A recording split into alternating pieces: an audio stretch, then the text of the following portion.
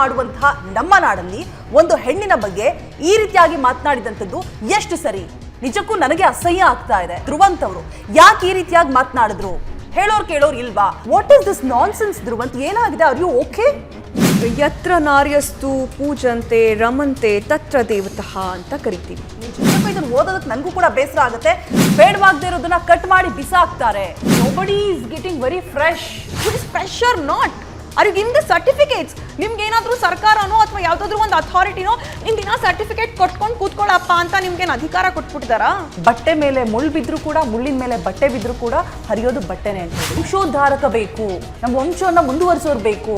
ಆ ರೀಸನ್ಗಷ್ಟೇ ಮದುವೆ ಆಗ್ಬೇಕಷ್ಟೇ. ಎಲ್ಲ ಮುಗ್ದೋಗಿರುತ್ತೆ ಮೊದ್ಲೇನೆ. ಲವ್ ಮಾಡ್ಬಿಡ್ತಾರೆ, ಎಲ್ಲ ಮುಗಿಸ್ಕೊಂಡ್ಬಿಡ್ತಾರೆ, ಆಮೇಲೆ ಮದುವೆ ಆಗ್ತಾರೆ. ಯಾವುದನ್ನ ಜನರಲೈಸ್ ಮಾಡ್ತಿದ್ದೀರಾ ಗುರು ನೀವು? ನಿಮ್ಗೆ ಈ ವಿಚಾರವನ್ನ ಮಾತನಾಡುವಂತ ಹಕ್ಕನ್ನು ಕೊಟ್ಟಿದ್ಯಾರು? ಆ ಹಕ್ಕು ಇದೆಯಾ ನಜ್ಮಾ ಅವರಿಗೆ? ಖಂಡಿತವಾಗ್ಲೂ ಇಲ್ಲ. ಹಾಕೋ ಬಟ್ಟೆ ಸರಿ ಇರಲ್ಲ ಹೆಣ್ಮಕ್ಳು. ಹಾಗಿದ್ರೆ ಸೀರೆ ಉಟ್ಕೊಂಡವ್ರ ಮೇಲೆ ಆಗಲ್ವಾ? ಆ ಒಂದು ಭಾವನೆ, ಆ ಒಂದು ಎಮೋಷನ್, ಅದನ್ನೇ ಒಂದು ಕೆಟ್ಟದಾಗಿ ಬಿಂಬಿಸುವಂತಹ ಕೆಲಸವನ್ನ ಯಾಕೆ ಮಾಡಬೇಕು? ಮುದ್ದಣ್ಣ ಮನೋರಮೆ ಎಂಥ ಅದ್ಭುತವಾದ ಉದಾಹರಣೆ ಪ್ರೀತಿಗೆ ಸಂಬಂಧಪಟ್ಟ ಹಾಗೆ. ಇಂಥ ಒಂದು ಪರಂಪರೆಯ ಬಗ್ಗೆ ಮಾತಾಡ್ತಾ ನೀವು ಆ ಪರಂಪರೆಯನ್ನ ಕೂಡ ದೂಷಿಸುವಂತಹ ಒಂದು ದಾಟಿಯಲ್ಲಿ ನೀವು ಮಾತಾಡಿದ್ದೀರಾ. ತಿಳಿದು ಮಾತಾಡಿದಿರೋ, ತಿಳಿದೇ ಮಾತಾಡಿದಿರೋ. ಮಾತೆ ಮುತ್ತು, ಮಾತೆ ಮೃತ್ಯು ಅನ್ನುವಂಥದ್ದು ಇದಕ್ಕೆ ಹೇಳ್ತಾರೆ ಅಂತ ಅನ್ಸುತ್ತೆ. Nobody is getting very fresh. ಗಂಡು ಮಕ್ಳು ಹೆಣ್ಣು ಮಕ್ಳು ಇಬ್ರು ಬಗ್ಗೆನೂ ಹೇಳ್ತೀರಾ ಅಂದ್ರೆ ನಿಮಗ್ ನೀವೇ ಹೇಳ್ಕೊಂತಿದ್ದೀರಾ, ನಿಮಗ್ ನೀವೇ ಬೈಕಂತಿದ್ದೀರಾ? ಅಲ್ಲ, first of all decide who is fresh or not? Are you giving the certificates? ನಿಮ್ಗೆ ಏನಾದ್ರೂ ಸರ್ಕಾರನೋ ಅಥವಾ ಯಾವ್ದಾದ್ರು ಒಂದು ಅಥಾರಿಟಿನೋ ನಿಮ್ಗೆ ಸರ್ಟಿಫಿಕೇಟ್ ಕೊಟ್ಕೊಂಡು ಕೂತ್ಕೊಳ್ಳಪ್ಪ ಅಂತ ನಿಮ್ಗೇನು ಅಧಿಕಾರ ಕೊಟ್ಬಿಟ್ಟಿದಾರಾ? ನೀವು ಸರ್ಟಿಫಿಕೇಟ್ ಕೊಟ್ಕೊಂಡು ಕೂತ್ಕೊಳ್ಳೋದಕ್ಕೆ ನೀವು ಯಾರು? ಹೆಣ್ಮಕ್ಳ ಬಗ್ಗೆ ಮಾತಾಡಕ್ಕೆ ನೀವುಗಳು ಕ್ರಿಯೇಟ್ ಮಾಡ್ತಾ ಇರುವಂಥ ಒಪಿನಿಯನ್ ಇಂದಾನೇ ಇವತ್ತು ಹೆಣ್ಮಕ್ಳ ಬಗ್ಗೆ ಒಂದು ಕೆಟ್ಟ ದೃಷ್ಟಿಯಲ್ಲಿ ನೋಡುವಂಥ ಪರಿಸ್ಥಿತಿ ಬಂದಿರೋದು. ನಾವುಗಳು ಹೆಚ್ಚೆಚ್ಚು ಗೌರವಯುತವಾಗಿ ಹೆಣ್ಮಕ್ಳ ಬಗ್ಗೆ ಮಾತಾಡಕ್ ಶುರು ಮಾಡಿದ್ರೆ ಅಲ್ವಾ ನಮ್ಮ ನೆಕ್ಸ್ಟ್ ಜನರೇಷನ್ಸು ಹೆಣ್ಮಕ್ಳನ್ನ ಗೌರವಿಸೋದನ್ನ ಕಲ್ಸೋದು. ನಿಜ. ಅವ್ರು ಹೇಳ್ತಾರಲ್ಲ, ಏನ್ ಹೇಳೋದವ್ರು?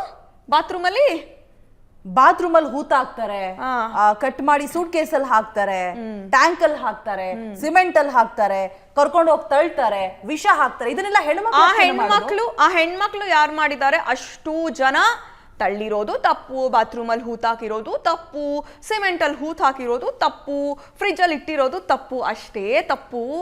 ಪ್ರತಿದಿನ ಆಗ್ತಿದೆಯಲ್ಲ.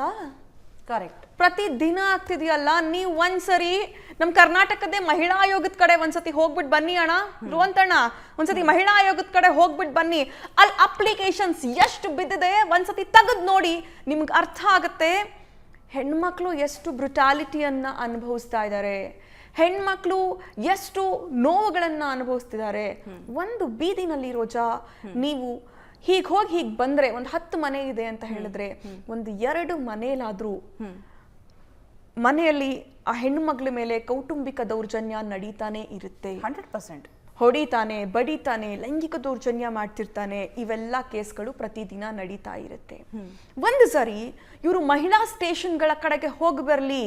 ಪ್ರತಿದಿನ ಈಗ ನಾವು ರಾಜಕಾರಣಿಗಳಾಗಿ ನಮ್ಮ ಹತ್ರ ತುಂಬಾ ಹೆಣ್ಮಕ್ಳು ಸಮಸ್ಯೆಗಳನ್ನ ಹೊತ್ಕೊಂಡು ಬರ್ತಾರೆ. ಅಫ್ಕೋರ್ಸ್ ಗಂಡು ಮಕ್ಳು ಕೂಡ ಬರ್ತಾರೆ, ಆದ್ರೆ ಹೆಣ್ಣು ಮಕ್ಕಳ ಸಂಖ್ಯೆ ಜಾಸ್ತಿ ಇರುತ್ತೆ.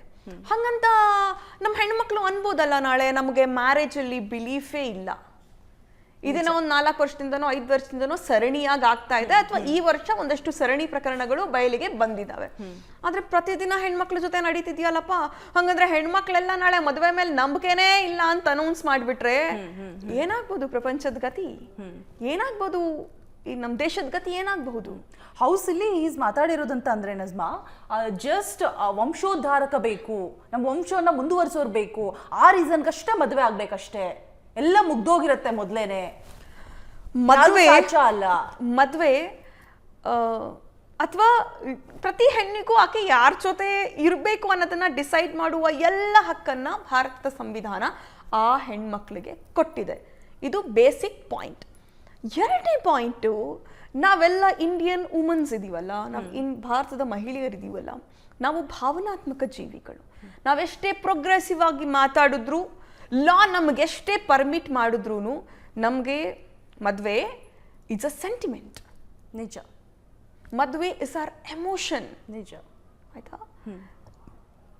ಮತ್ತಾತ ಹೇಳ್ತಾನೆ ಏನಂತ, ಹೊರಗಡೆ ಆತ ಅಲ್ಲ ಧ್ರುವಂತಲ್ಲ ಹೇಳೋದು, ಧ್ರುವಂತ್ಗೆ ಪ್ರಶ್ನೆ ಮಾಡ್ತಾ ಇರುವಂತ ಒಬ್ಬ ಆಂಕರ್, ಹೆಣ್ಮಕ್ಳಿಗೂ ಹೊರಗಡೆ ಹೋದ ತಕ್ಷಣ ದುಡಿಯೋಕ್ ಹೋಗ್ತಿದ್ದಾರೆ, ಮುಂಚೆ ಎಲ್ಲ ಹೀಗಿರ್ಲಿಲ್ಲ, ಅವ್ರಿಗೆ ದುಡಿಯೋಕ್ ಹೋಗಿ ಅವ್ರ ಕೈಗೆ ಹಣ ಬರಕ್ ಶುರು ಆದ್ಮೇಲೆ ಅವರು ಏನೇನ್ ಬೇಕಾದ್ರೂ ಮಾಡಕ್ಕೆ ರೆಡಿ ಆಗ್ಬಿಟ್ಟಿದ್ದಾರೆ ಅಂತ. ಅಂದ್ರೆ ಹೆಣ್ಮಕ್ಳು ದುಡಿಯೋದೇ ತಪ್ಪ ಹಾಗಿದ್ರೆ, ತಮ್ಮ ಕಾಲ ಮೇಲೆ ತಾವು ನಿಂತ್ಕೋಬೇಕು ಅಂತ ಯೋಚಿಸೋದೇ ತಪ್ಪ ಹಾಗಿದ್ರೆ.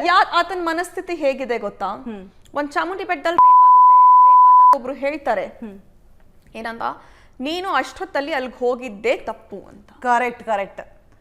ನನಗೆ ಆ ವಿಡಿಯೋನ ನೋಡಿದ ಕೂಡ್ಲೆ ನಮ್ ಗೃಹ ಸಚಿವರು ಹೇಳಿರೋದು, ಇವಾಗಿರೋ ಗೃಹ ಸಚಿವರಲ್ಲ ಬಿಜೆಪಿ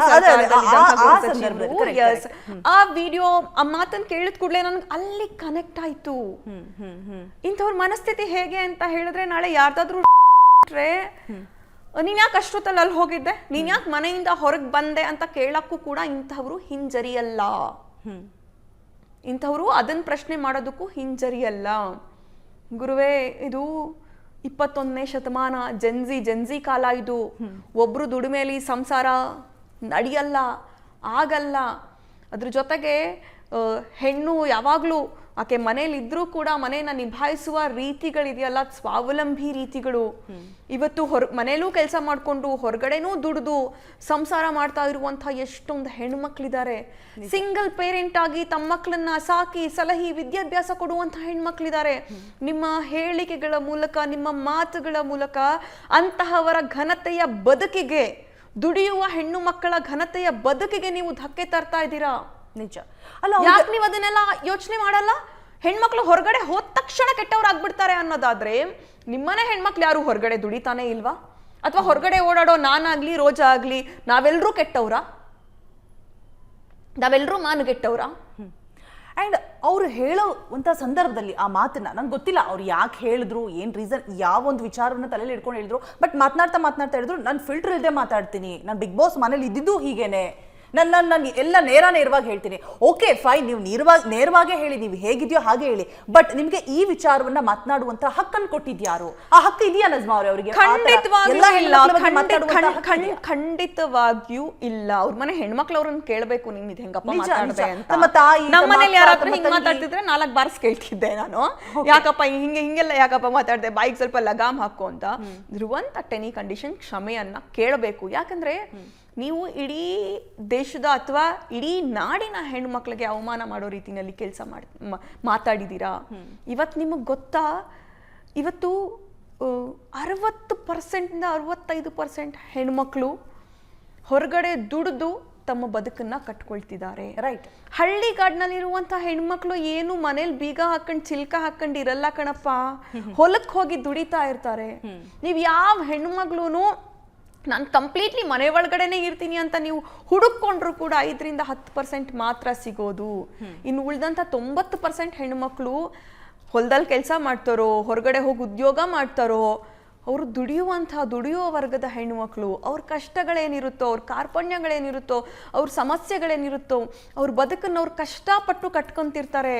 ಅಂಥ ಹೆಣ್ಮಕ್ಳಿಗೆ ಅವಮಾನ ಮಾಡುವಂಥ ಮಾತುಗಳನ್ನು ನೀವು ವೆರಿ ಕ್ಲಿಯರ್ಲಿ ಆಡಿದ್ದೀರಾ.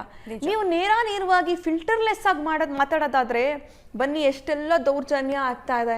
ಇವತ್ತು 10 ವಿದ್ಯಾರ್ಥಿಗಳು ನೀಟ್ನ ಕಾರಣದಿಂದ ಸೂಸೈಡ್ ಮಾಡ್ಕೊಂಡ್ಬಿಟ್ಟಿದ್ದಾರೆ. ನೀವು ನೇರವಾಗಿ ಅದ್ರ ಬಗ್ಗೆ ಬಂದು ಮಾತಾಡಿ ಬ್ರದರ್. ಲಾವಣ್ಯ ಅನ್ನುವಂಥ ಹೆಣ್ಮಕ್ಳಿಗೆ ಚಾಕು ಚುಚ್ಬಿಟ್ಟಿದ್ದಾನೆ ಒಬ್ಬ, ಅದ್ರ ಬಗ್ಗೆ ಮಾತಾಡಿ ಬ್ರದರ್. ಎಷ್ಟು ಪ್ರಕರಣಗಳಾಗ್ತಾ ಇದೆ. ಹುಬ್ಳಿ ನೇಹಾ ಪ್ರಕರಣ ಅಂತೆ, ಲಾವಣ್ಯ ಪ್ರಕರಣ ಅಂತೆ, ಕಾವ್ಯ ಪ್ರಕರಣ ಅಂತೆ. ಎಷ್ಟು ಜನ ಗಂಡು ಮಕ್ಕಳು ಹೆಣ್ಮಕ್ಳನ್ನ ನಿಮ್ಮ ತೆವಲುಗಳನ್ನ ತೀರಿಸ್ಕೊಳ್ಳೋದಕ್ಕೆ ಅವ್ರು ಒಪ್ಕೊಳ್ಳಿಲ್ಲ ಅಂತಂದಾಗ ಕೊಲೆ ಮಾಡಿದ್ದಾರೆ. ನೀವ್ಯಾಕೆ ಇದ್ರ ಬಗ್ಗೆ ಮಾತಾಡಲ್ಲ? ನಿಜ. ನೀವ್ಯಾಕೆ ಇದ್ರ ಬಗ್ಗೆ ಧ್ವನಿ ಎತ್ತಲ್ಲ?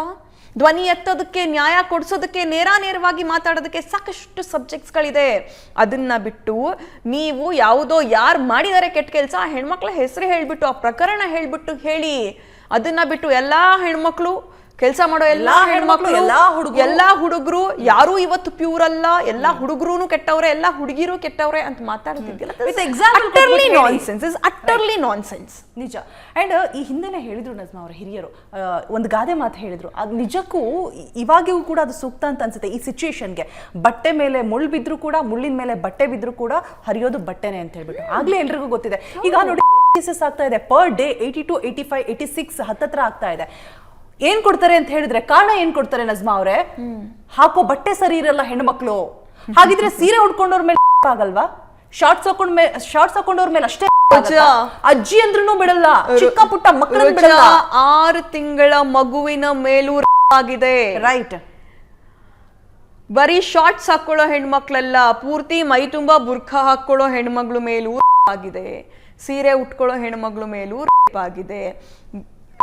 ಮಾಡುವವರ ಮನಸ್ಥಿತಿ ಅಷ್ಟೇ ಮತ್ತು ನೋಟ ಅಷ್ಟೇ ಅಲ್ಲಿ ಮ್ಯಾಟ್ರ್ ಆಗೋದು. ಏನ್ ಹಾಕೊಂಡಿದ್ದಾಳೆ, ತೊಟ್ಕೊಂಡಿದ್ದಾಳೆ, ಉಟ್ಕೊಂಡಿದ್ದಾಳೆ, ಅದೆಲ್ಲ ಮ್ಯಾಟ್ರ್ ಆಗೋದು. ನಾವು ಆ ಹೆಣ್ಣನ್ನ ಯಾವ ರೀತಿಯಾಗಿ ನೋಡ್ತೀವಿ ಅದು ಮ್ಯಾಟರ್. ಯಾರು ಮಾತಾಡ್ತಾರಲ್ಲ ಅವ್ರದ್ದು ಅಷ್ಟೇ. ಅವರು ಫಿಲ್ಟರ್ ಇಲ್ಲದೆ ಮೈಂಡ್ ಅಲ್ಲಿ ಏನ್ ಯೋಚನೆ ಮಾಡಿರ್ತಾರೆ ಎಲ್ಲ ಹೆಣ್ಮಕ್ಳ ಬಗ್ಗೆ ಅದ್ ನಾಲ್ಗೆಲ್ಲಿ ಬಂದಿದೆ, ಒಪ್ಕೊಂಡಿದ್ದಾರೆ ಪಾಪ ಅವರು. ನಾನು ಫಿಲ್ಟರ್ಲೆಸ್ ಆಗಿ ಮಾತಾಡಿದೀನಿ ಅಂತ. ಅವ್ರ ಮನಸ್ಥಿತಿ ಅಂತದ್ದು ಅದನ್ನ ಬಾಯಲ್ಲಿ ಹೇಳಿದಾರೆ ಅವ್ರಷ್ಟೇ. ಅವ್ರು ಏನ್ ಯೋಚನೆ ಮಾಡ್ತಾರಲ್ಲ, ಇಲ್ಲಿ ಕೆಟ್ಟದನ್ನ ತುಂಬಿಕೊಂಡು, ಇಲ್ಲಿ ಲದ್ದಿ ತುಂಬಿಕೊಂಡು, ಇಲ್ಲಿ ಅಸಹ್ಯವಾದದನ್ನ ತುಂಬಿಕೊಂಡು ಅದನ್ನೇ ಬಾಯಲ್ಲಿ ಹೇಳಿದ್ದಾರೆ. ಅದು ಅಷ್ಟು ಈಸಿಯಾಗಿ.